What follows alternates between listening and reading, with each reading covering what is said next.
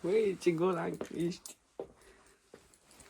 Ce ar trebui să-i fac eu la ăsta, coaie? Că mai e, zici că e frate-sul lui Cofi. Și că e frate-sul lui pisicul meu, coaie. Și ăsta, nu mai știu, coaie, că am fost o dată în pădure. Și când am fost în pădure, efectiv era unde era pui. Bă, și nu mai știu dacă e ăsta. Că n-am prea văzut, e, bă, aceeași, gen. Bă, arată identic, coaie, cu muțul meu. Ochii nu-i prea are așa, nu știu ce culoare are muțul meu, dacă are verzi sau dacă altă culoare atât de prost sunt. Da, seamănă rău, gen la piele, la coadă, la toate, efectiv e aceeași nuanță. Și a apărut din senin coaie și asta, bine, muțul meu a stat puțin castrat. Numai să fi făcut aia și să fi, da, greu, rău. Da, sau nu e așa greu, că are 36 de ani în vârstă de pisică. Că el așa are 5 ani. Adică am luat în 2020, în decembrie.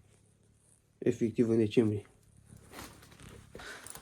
Da, cred că, bă, am ajuns la concluzia că, bă, mai iubăr eu așa la în brațele astea. Da, bă, asta ar trebui să crească, să fie survivor, mă. Că l-antrenez ca pe... să mute în roșii să amasă. Băi, uite cum face. Știi că îi place lumina, bă, ești nebun. Ori vrea să mă opresc, ori îi place. Că mai veni de multe. Ia, ce ai făcut? Ai deschis gura, mă? Tofi. Nu știu dacă îl cheamă Tofi, că știu că pe unul îl cheamă Tofi și pe altul îl cheamă Cofi. Și să-i fi pus Vasile, așa, fix la ăsta. Că i-a pus la unul, dar nu știu dacă fix la ăsta. Nu mai avem. S-au oprit artificurile. Eu înțeleg că pot să-i și las. Ușa la camera aia, la camera de acolo deschisă. Și o las, mă, că ăsta e. Că făcui confirmarea. Ăsta e ăla de pe deal. De l-am pierdut pe deal. Și s-a întors. Eu de atunci l-am mai văzut și l-am văzut tot așa. La o sămânță. Am stat cu el de vorbă.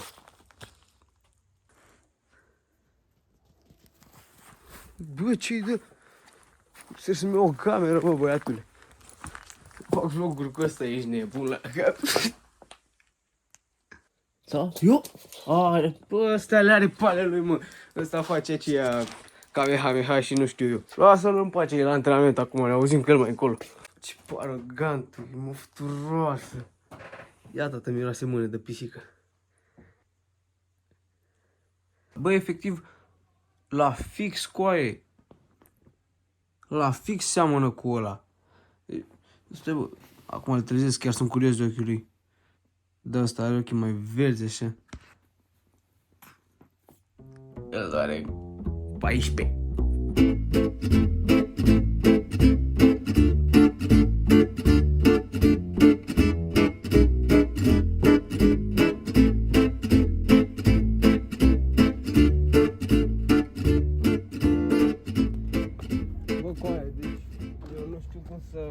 Să-l pun în așa fel încât asta să fie centrată dacă vreau să fac antrenament de spate, că altă variantă în parcul ăsta nu am, adică asta e cam printre singurele pentru mișcarea de tracțiune, da? De helcometru, tracțiune, da? Deci pentru mișcarea aia. Și că am ajuns să femeia cu cârligul și aici în parc, deci mie nu mi se pare incredibil. Astăzi vom băga un antrenament de spate de calisthenics, să zic așa. Nu prea variante foarte multe pentru antrenamentul ăsta. Am decât bara asta pe care o voi folosi, să am două prize, priza asta și priza aia, pe care asta care se mișcă puțin și îmi permite un grip asemănător cu priza asemănătoare cu cea pe care o am la helcometru, cu mâinile așa, adică cam aceea e. Vedem noi cum face. Da, bă, vei veni femeia cu cărligul incredibil ca să duce aici să îmi bat picioarele.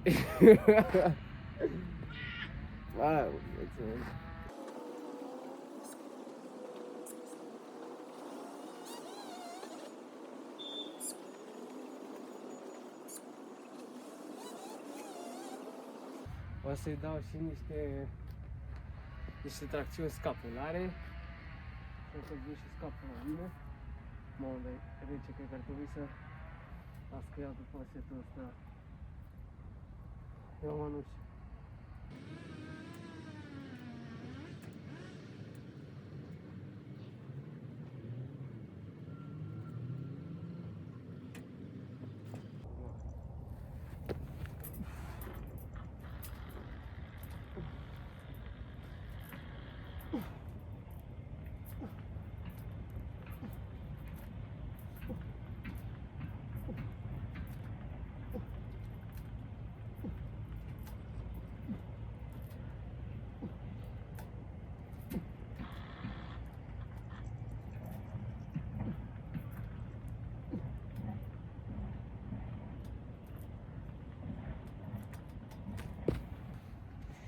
Cred că am 5 straturi de haine pe mine, am bluză termică, hanorac. Nu se mai poate, bă, cu frigul ăsta, nu se mai poate. Dar ideea la care mă gândeam e să combin un antrenament, adică pe grupă musculară, de exemplu azi bag spate. Azi bag spate aici, data viitoare când bag spate, bag la sală spate. Și așa să fac bine. Doar la spate și la piept.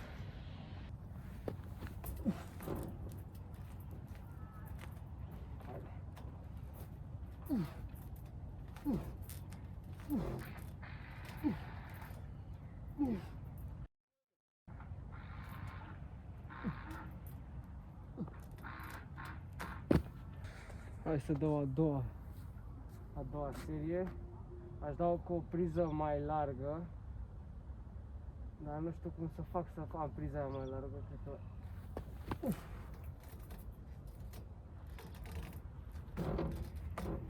Așa.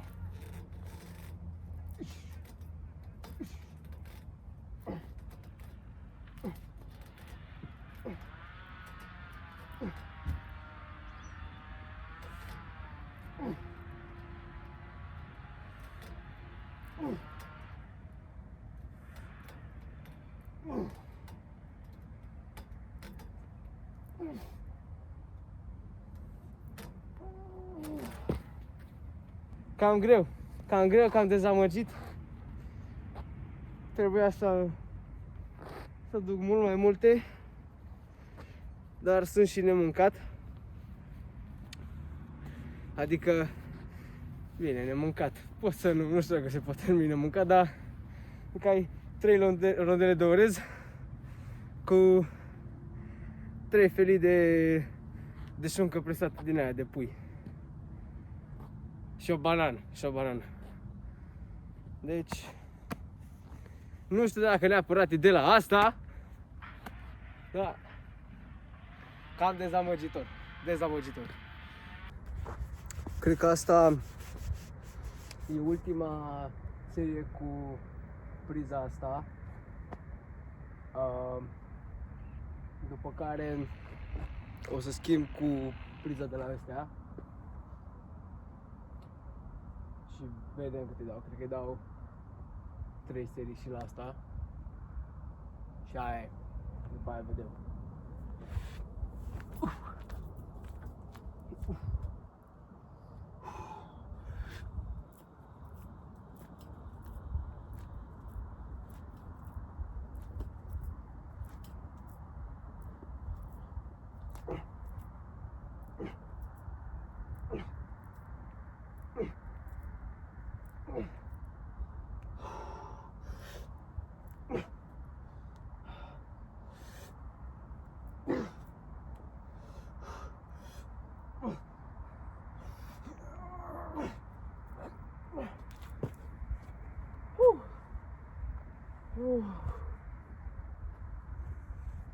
Hai că asta a intrat un pic mai bine. Deci pentru tracțiunile pe care le voi face cu priza asta, mă voi focusa mult mai mult pe controlul mișcării pe tempo, să o fac cât mai să am cât mai mare time under tension. Nu le voi mai spama ca la ultima, dar cu toate că mie îmi plac să le mai spamez. Dar pentru astea, cu priza asta, mă voi focusa mai mult pe time under tension, pentru că asta fac și când sunt la helcometru cu priza asta. Mă focusez mult mai mult, îmi place să țin, să cobor mult mai lent, dacă există chestia asta și dacă e benefic într-un fel sau nu.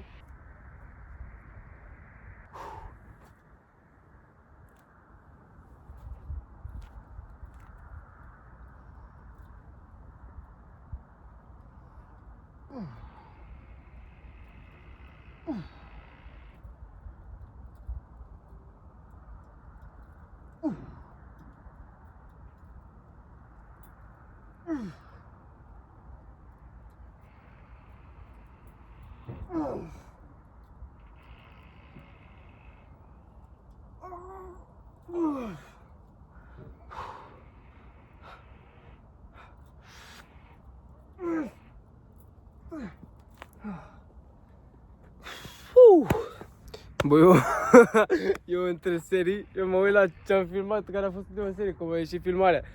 Și văzui că parcă trag mai ciudat cu dreapta sau nu pot să-mi dau seama. Da, mai băgăm următoarea.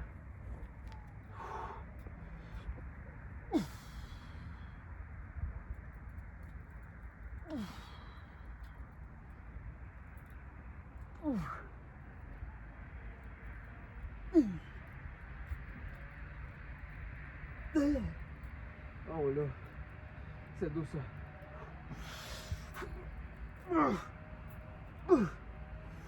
Oh, Doamne, nu e normal, trebuie să meargă mai bine. Și cum să face să meargă mai bine, nu știu. Dar asta e ultima serie de tracțiuni pe care o bag.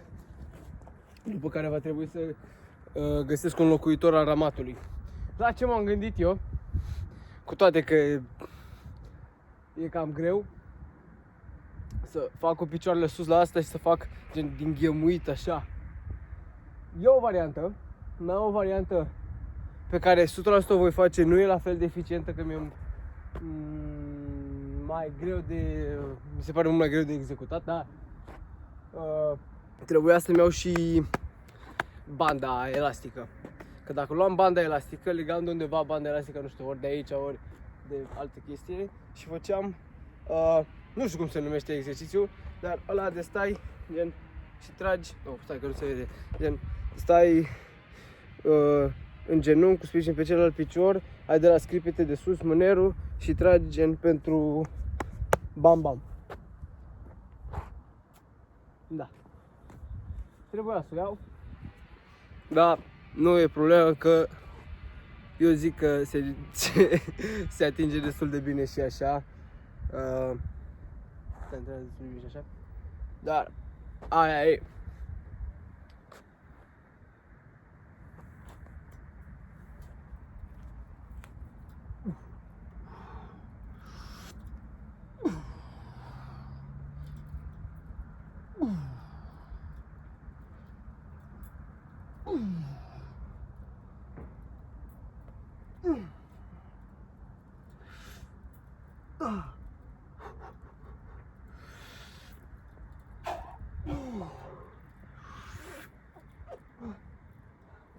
Îl epuizai spatele, nu mai merge. Orice aș face, nu mai merge, nu pot să fac mai multe cu aia. Aia. Acum. Să vedem cum fac eu exercițiul ăla de... Da, așa. Probabil nu o să iese din prima, dar hai să încerc. Deci, ce m-am gândit eu, ca să imit bine ramatul, ar trebui să ajung gen așa, da. Mă, dar e greu cu...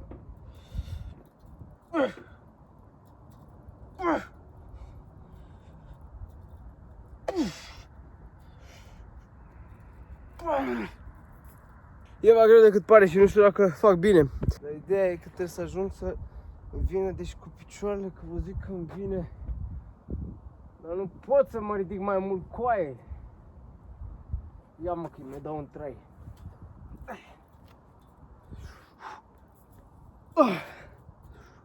Deci dacă aș pune așa,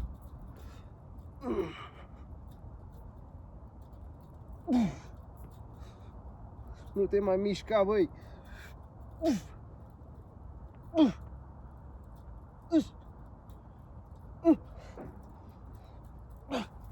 Nu prea merge, bă. Nu prea merge, merge, dar nu merge. Bun, care e ideea? Aici am alte variante.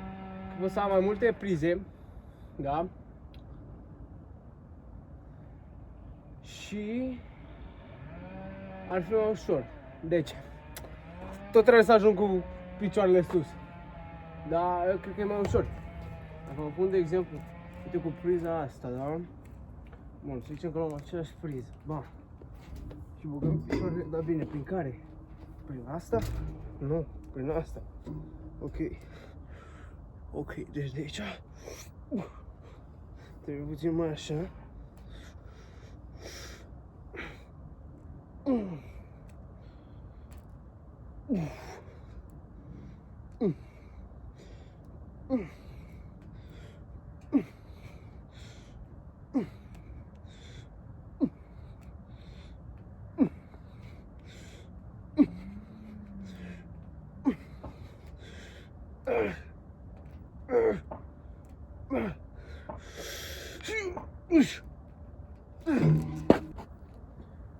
Deci îi dau cu asta. Ia să mai dau.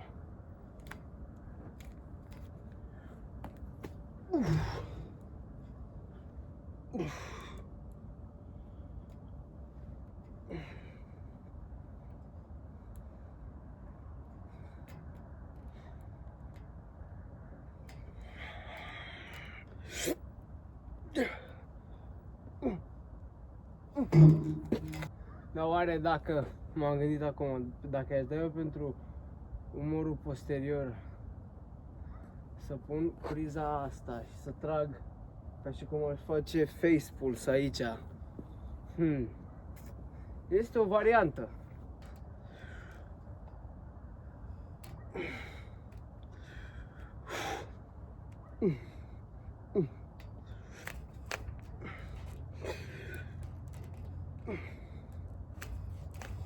Eu te bun. Cum mă duc.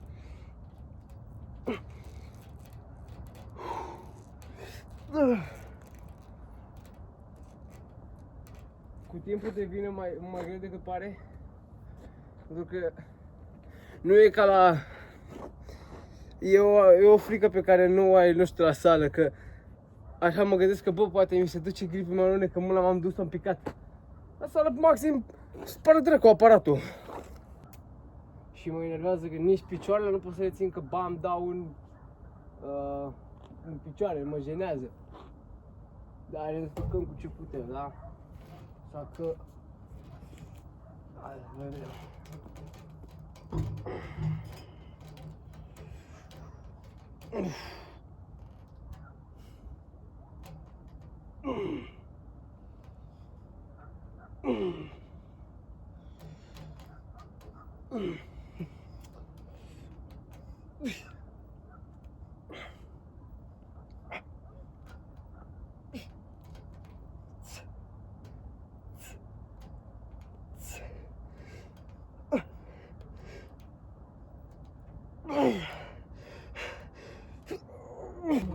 Nu prea am range of motion bun deloc, din câte văd. Și asta mă enervează, că deja spatele le puizai, dar mă ofti că nu le făcui pe full range of motion.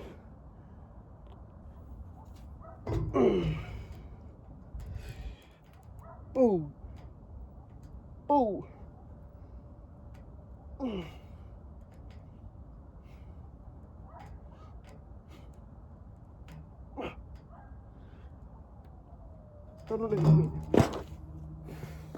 Ruberea cu mănușile, dar chiar alunecă cu tot cu mănuși. Nu vine să cred.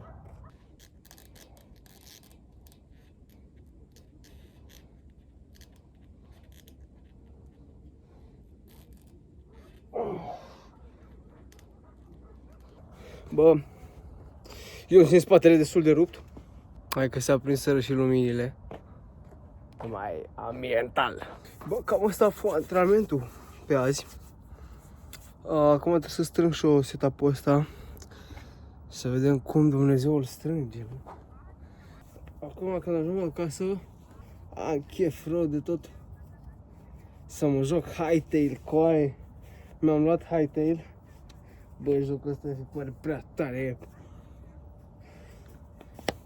Trebuie să se facă mult mai multe chestii în el, adică e proaspăt lansat, dar potențialul e gigantic și nu numai potențial, că deja au început să se facă servere. Bine, nu știu, eu mă joc pe un server pe care fac doar survival, nu știu dacă există deja servere pe care să fie minigame-uri sau să le fi, să-l fi modat sau chestii de-astea, nu știu. Dar jocul mi se pare foarte tare, nu știu, mă rupe rău de tot. Se pare ce mănânc, nu știu încă ce mănânc. Probabil o să mănânc niște piept de pui și cred că îl voi face cu... Bă, chiar am poftă de orez, deci nu vine să cred că am poftă de orez. Am poftă de un orez de la nesimțit. Nu știu dacă mai am curry, că dacă aș mai avea curry ar fi perfect niște orez cu curry. Ar fi, mamă, magie, ce ai? Am zis că o să fac long form content, să nu fiu uitat ceva pe aici. O să fac long form content. Și asta nu știu ce ar trebui să însemne pentru cât filmai azi. Cât la sută din cât filmai azi de la antrenamentul ăsta o să pun, pentru că o să fie și caturi, o să fie multe chestii. Eu aș vrea să dau drum, am încercat să fac stream, să dau drum pe Kick la stream și nu contează pe ce platformă, dar pe Kick aș vrea să fac. Și am dat drumul, bă, în momentul în care dau drumul și gen mă joc un joc, bă, Minecraft, poate să fie Terraria, poate să fie Hytale, am încercat toate, nu. Se duce în 10 FPS-uri, merge, live-ul se vede, nu se mai vede. Și asta pentru că am un MacBook Air din 2020. Și nu prea merge să te joci pe el și să faci stream, adică dacă aș da drumul la stream fără să mă joc și doar aș vorbi asta așa, da, ar merge. Da, să faci, să te și joci, păi eu Hytale-ul îl țin pe cele mai low posibile. Și nicio șansă, tată, nicio șansă. Deci, nu știu cum aș putea, dacă există vreo chestie de pot să cumpăr ca să nu cumpăr laptop-ul, adică să nu cumpăr alt laptop sau un laptop de gaming sau ceva cu Windows, că da, îmi dau seama că Mac-urile nu sunt pentru așa ceva. Da, aș vrea să fac cumva să există o posibilitate printr-o extensie cumva, dacă e vreo placă de record, cum sunt chestiile alea de IRL livestream. Nu știu cum funcționează, nu cunosc aparatură deloc din domeniul ăsta, dar chiar aș vrea să mă joc și să rămân acolo, să fie live-uri, să mă joc eu, să-mi fac down, să rămân acolo. Da, vedem.